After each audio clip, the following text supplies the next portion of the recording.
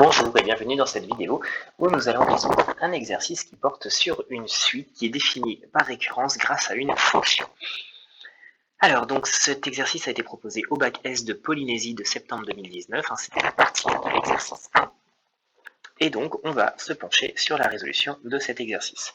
Donc on est en train de parler d'un groupe de spécialistes en environnement qui étudie le taux de disponibilité des ressources nécessaires pour le développement d'une population de grenouilles autour d'un étang.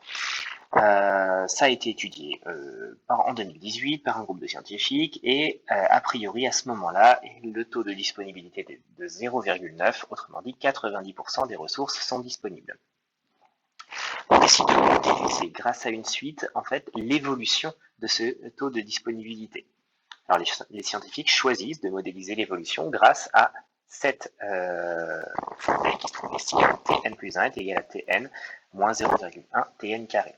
Donc comme on connaît le premier terme et qu'on a une relation de récurrence, on pourra trouver normalement n'importe quel terme de cette suite et donc n'importe quel taux pour les années à venir, à considérer bien sûr que ce modèle est un bon modèle, et ce qu'on ne va pas d'ailleurs décider. Mais voilà, si ce modèle est valable, et bien dans ce cas-là, on va pouvoir répondre aux questions. Alors, question 1. Certains spécialistes en environnement estiment qu'en 2022, c'est-à-dire en 2018 plus 4, le taux de disponibilité des ressources se rapproche de 0,4. En fait, on doit calculer T4. Mais pour calculer T4, on va devoir faire T3 moins 0,1 fois T3 au carré. Pour calculer T3, il va falloir faire T2 moins 0,1 fois T2 au carré, etc., etc. Donc, plutôt que de faire plein de calculs, on va se servir de la calculatrice et du mode suite de la calculatrice. Alors on va commencer tout simplement par rentrer du coup notre suite sur la calculatrice et on va obtenir quelque chose comme ça. Voilà. Donc on remarque que voilà, la suite au lieu de s'appeler T, elle s'appelle U sur la calculatrice, ce qui n'a absolument aucune importance, et elle est bien définie de la bonne manière. Et bien maintenant, puisque j'ai montré ma suite sur ma calculatrice, je vais pouvoir afficher un tableau des valeurs, par exemple, et j'obtiens cet écran-là. Voilà.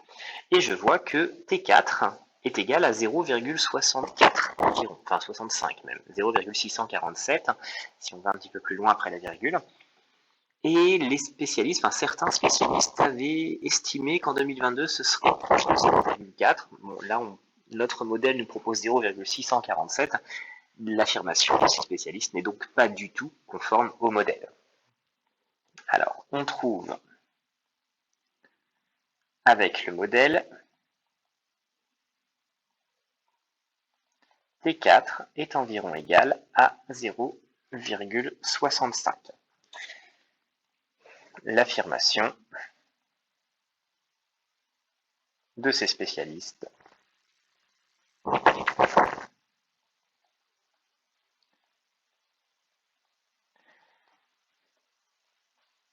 Alors, il faut bien se rendre compte que ici, on ne sait pas qui a raison. On ne sait pas si c'est le modèle qui a raison, on ne sait pas si c'est les spécialistes qui ont raison. Mais en tout cas, si les spécialistes ont raison, alors notre modèle ne sera pas bon, et si notre modèle est bon, alors les spécialistes auront tort.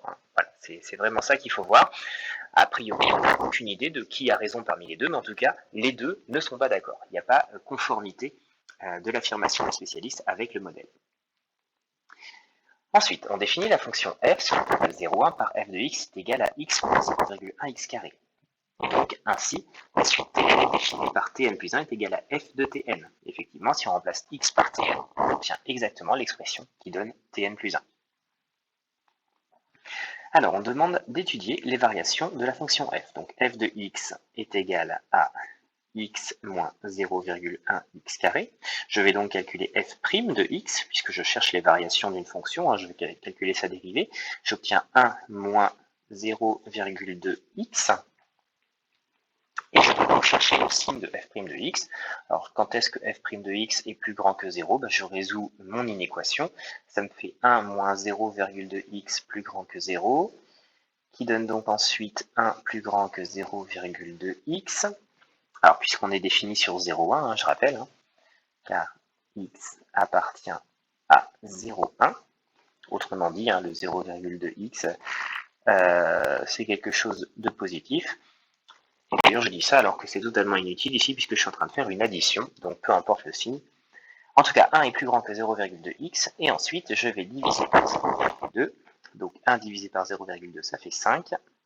Donc 5 est plus grand que x. Donc j'obtiens directement le fait que f' de x est plus grande strictement que 0 quand x est plus petit strictement que 5.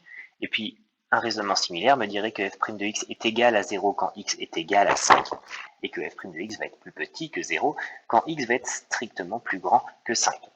Voilà, donc en fait en une seule inéquation, j'ai un peu résolu tous les signes possibles pour f', ce qui me laisse donc la possibilité de faire un tableau de variation. Donc x commence à 0 et termine en 1. Donc ce qui veut dire que le 5 que je viens de trouver en fait n'a pas vraiment d'importance. Mais je sais que f' est plus grand que 0, x est plus petit que 5. Et justement, quand on est entre 0 et 1, on est plus petit que 5. Donc f' de x va bien être plus grande que 0, donc positive. F' est donc positive entre 0 et 1. Et il reste donc f de x à calculer. Alors, f de x, enfin la fonction f va donc être strictement croissante. F de 0, alors 0 moins 0,1 fois 0 au carré, ça fait 0. Ça fait 0,9 si je ne fais pas d'erreur. Je revérifie, 0,1 fois 1 au carré, ça fait bien 0,1. 1 moins 0,1, ça fait 0,9. Donc voilà, j'ai obtenu les variations de ma fonction f, et en l'occurrence, elle est strictement croissante entre 0 et 1, et elle va de 0 à 0,9. En utilisant la question précédente, et par récurrence, montrer que pour tout entier naturel, n, on a tn plus 1 plus petit ou égal à tn, et tous les deux compris entre 0 et 1. Alors, initialisation, donc là je ne réfléchis pas, puisqu'on me dit directement que c'est par récurrence. Initialisation, t1 est égal à combien? Eh bien, on calcule t1, c'est donc l'image de t0, t0 qui vaut 0,9, donc c'est t0 moins 0,1 fois t0 au carré, c'est-à-dire 0,9 moins 0,1 fois 0,9 au carré, 0,9 moins 0,1 fois 0,81, 0,9 moins 0,081, et donc, bon là j'avoue que j'ai un petit doute, je vais prendre quand même ma calculatrice.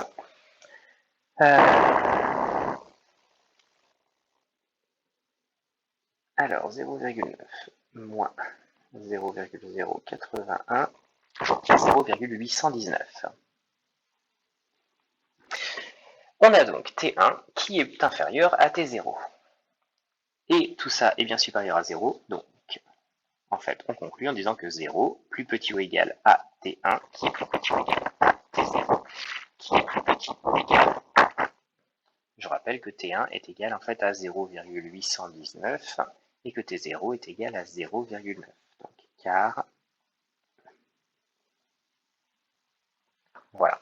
Alors je ne sais plus si c'était des inégalités larges. Oui, c'était bien des inégalités larges dans la question. Voilà, donc j'ai montré déjà que initialement, pour les deux premiers termes, c'est vrai. La proposition était vraie. Maintenant, hérédité, supposons que pour un certain rang n,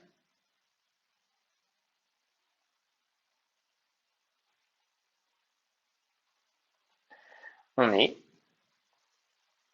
effectivement 0 plus petit ou égal à tn plus 1, qui est plus petit ou égal à tn, qui est plus petit ou égal à 1. On va chercher à prouver que c'est toujours vrai au rang d'après, donc au rang n plus 1.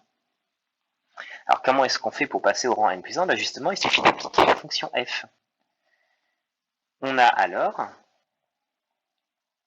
f de 0, f de tn plus 1, f de tn et f de 1 qui vont être rangés dans un certain ordre. Et comme je suis en train d'appliquer une fonction f que je viens de démontrer croissante sur 0,1, eh bien je sais que le sens des inégalités va être conservé.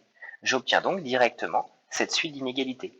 F de 0 est plus petit ou égal à f de tn plus 1, qui est plus petit ou égal à f de tn, qui est plus petit ou égal à f de 1. Et en fait, on a déjà quasiment terminé. Donc, je précise que cette carte est croissante. Même plus préciser strictement.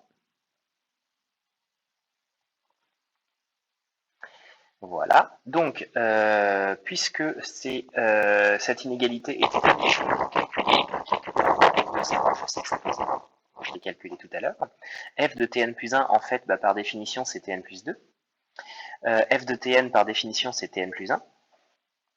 Et F de 1, je l'avais calculé tout à l'heure et ça faisait 0,9, qui était donc strictement inférieur à 1. Ou d'ailleurs, pas forcément strictement, peu importe. Et donc, du coup, je retiens bien que la proposition vraie implique que cette proposition est aussi vraie au rang n plus 1, puisque j'ai bien obtenu l'hérédité, j'ai bien l'implication que si n plus 1 est plus petit que Tn, alors Tn plus 2 est plus petit que Tn plus 1. À chaque fois, tout cela compris entre 0 et 1, bien sûr. Conclusion.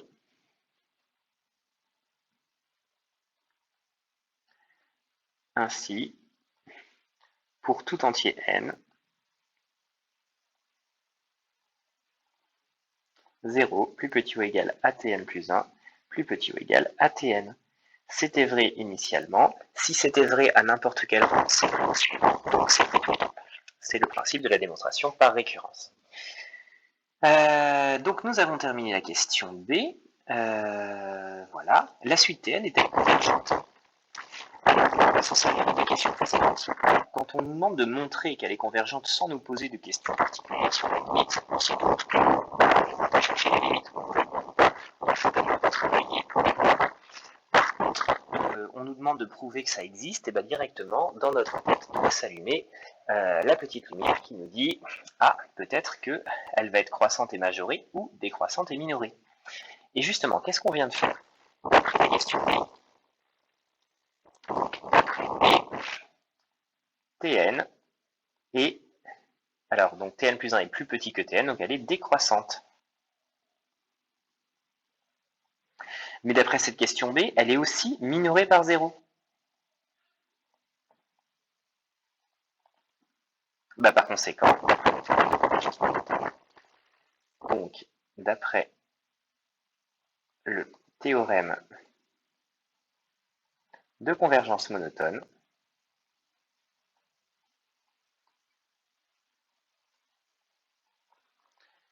elle est convergente. Alors, on ne sait pas vers quoi, mais en tout cas, elle est convergente. Question suivante.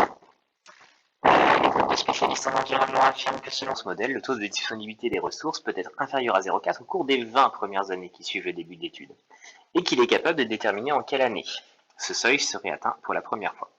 Cette affirmation est-elle conforme au modèle et pourquoi? Alors donc, on va réutiliser notre calculatrice. On a déjà rentré la suite sur la calculatrice. On va donc faire apparaître maintenant les termes suivants que je vais faire apparaître à l'écran. Voilà.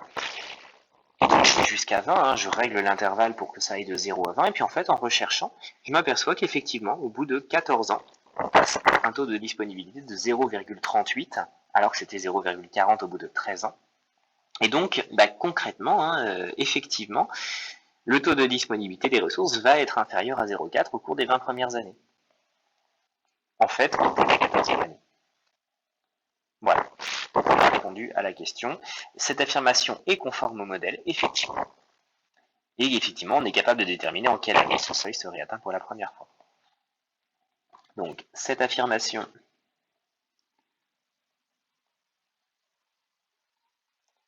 est conforme au modèle qui annonce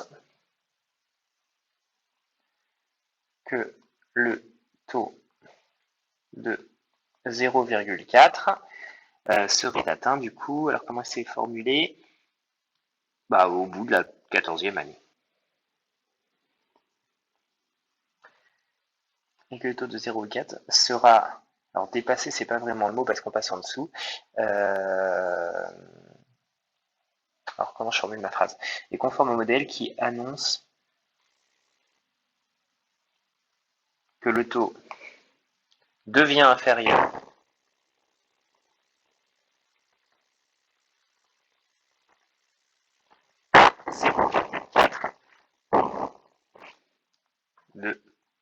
14 ans. Voilà. Donc c'est la fin de cet exercice, tout du moins de la partie A du coup de l'exercice qui était au bac.